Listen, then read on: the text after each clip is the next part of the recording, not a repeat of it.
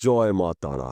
নমস্কার বন্ধুরা, আমি জ্যোতিষী গৌতম কুমার। আজকের আলোচনার বিষয় মিথুন রাশি এপ্রিল 2025 মাসিক রাশিফল। অর্থাৎ আপনি যদি মিথুন রাশির জাতক বা জাতিকা হয়ে থাকেন, এপ্রিল মাসে আপনার ভাগ্যে কি অপেক্ষা করছে, ভালো না মন্দ, শুভ না অশুভ, এই দুটো বিষয়ে আমি আপনাদের কাছে বিস্তারিতভাবে আলোচনা করব। কিন্তু ভিডিওটি না কেটে না স্কিপ করে সম্পূর্ণ দেখার চেষ্টা করবেন, কেননা এই ভিডিওর মধ্যে আমি আপনাদের 10টি শুভ খবর জানাবো।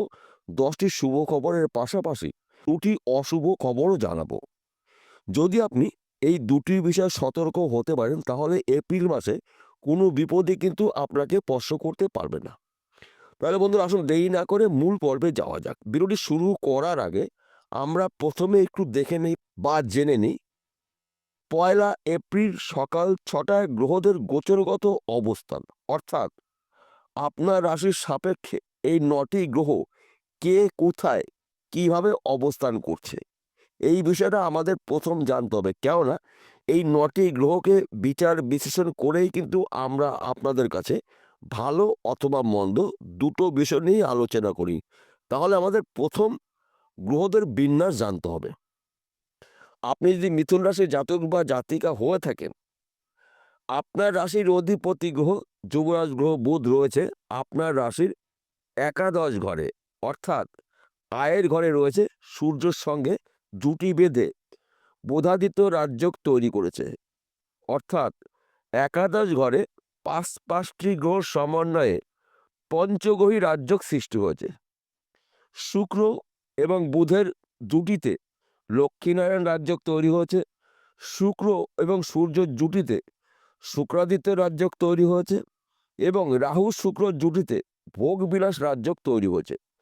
একাধিক রাজযোগ তৈরি হয়েছে আপনার রাশির একাদশ ঘরে, অর্থাৎ আয়ের ঘরে, সঞ্চয় ঘরে, সম্পদের ঘরে।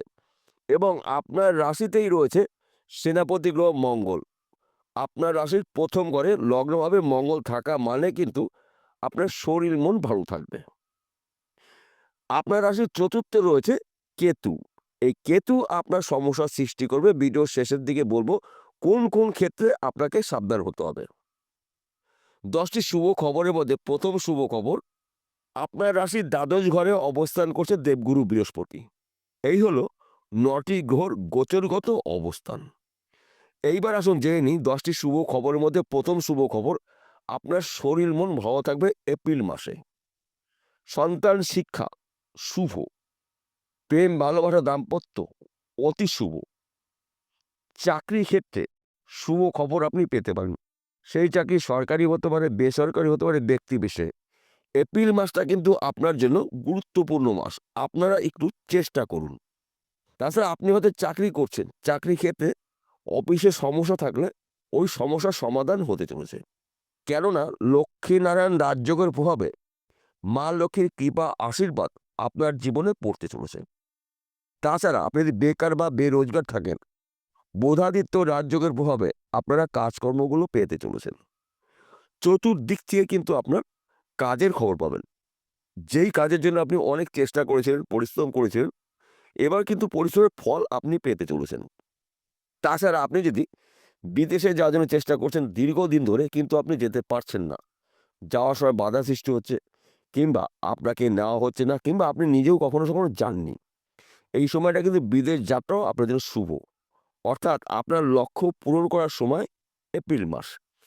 যদি আপনি বিদেশে যেতে পারেন, বিদেশে ভালো কোম্পানিতে আপনি চাকরি পেতে পারেন, বিদেশে আপনি বিজনেস শুরু করতে পারেন, কিংবা যারা পড়াশোনার জন্য বিদেশে যাওয়ার জন্য অনেক দিনের চেষ্টা করছেন, সময় বা সুযোগ আপনি পাচ্ছেন না বা হয়ে উঠছে না, এই সময়টা কিন্তু আপনি বিদেশে থেকেও পড়াশোনা করতে পারবেন বা চালিয়ে যেতে পারবেন। এবং পড়াশোনা চলাকালীন আপনি যদি চাকরির জন্য প্রচেষ্টা হয়তো করেছিলেন, চাকরির কিন্তু ভালো একটি খবর পেতে পারেন।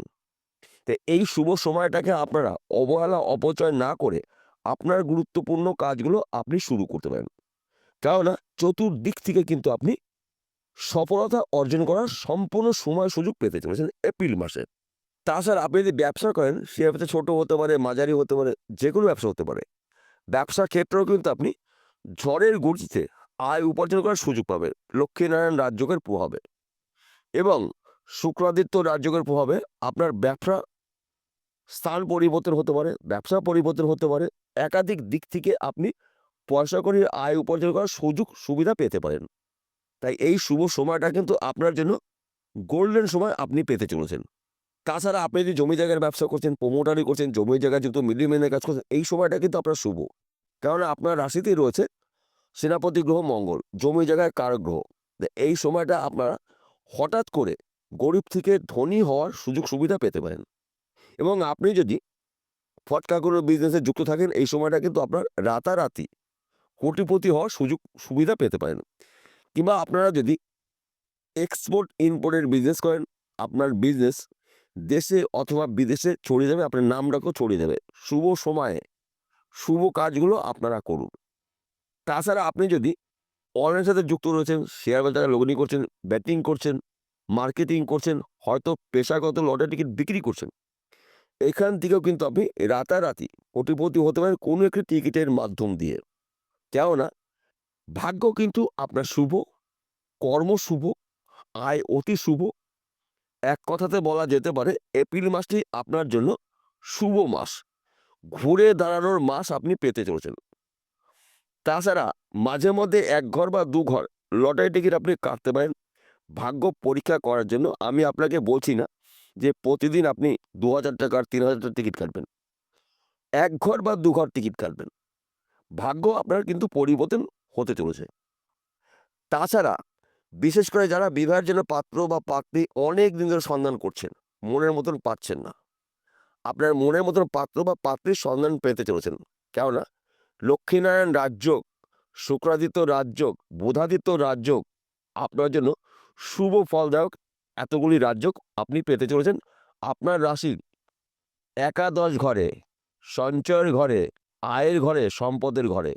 তাই এক কথাতে বলা যেতে পারে এপ্রিল মাসে বাড়ি, গাড়ি, বিষয় সম্পত্তি ক্রয় করার সঠিক সময় আপনি পেতে চলেছেন। এই হলো 10টি শুভ খবর, আমি আপনাকে একটি একটি করে ধরে ধরে বললাম। এইবার আসুন জেনে নিই কোন বিষয়ে আপনাকে সতর্ক অথবা সাবধান হতে হবে। বিশেষ করে যারা বিবাহের জন্য প্রস্তুত হয়েছেন কিংবা এই মাসে বিবাহ করবেন, বিবাহ করার আগে আপনার যদি মাঙ্গলিক দোষ থাকে, তাহলে মাঙ্গলিক দোষ আপনি কাটিয়ে নেবেন। কারণ আপনার রাশিতে মঙ্গল রয়েছে, এই বিষয়টা আপনার সতর্ক থাকতে হবে। তাছাড়া পিতা মাতার শরীর স্বাস্থ্য নিয়ে আপনার দুশ্চিন্তা হতে পারে, কিছু অর্থ ব্যয় হতে পারে। তাই পিতা মাতার শরীর স্বাস্থ্য নিয়ে আপনাকে অ্যালার্ট থাকতে হবে, আপনার সতর্ক হতে হবে। এবং পিতা মাতার শরীরের বিষয় নিয়ে আপনার কিন্তু মাঝে মধ্যে টেনশন হতে পারে।